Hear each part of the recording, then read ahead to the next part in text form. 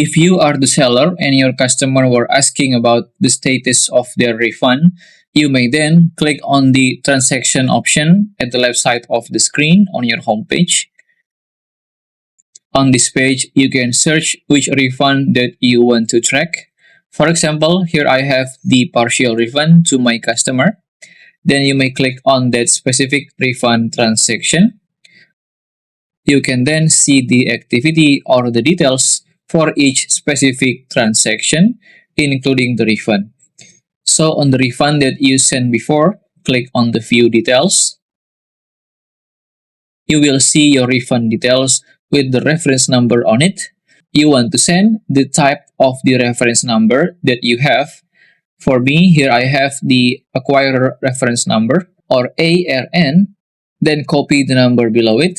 After that, send both of them to your customer and ask them to contact their own bank to trace the refund. If you still have any question, just comment down below and I will try my best to guide and help you guys. If you find this video useful, please consider like and subscribe.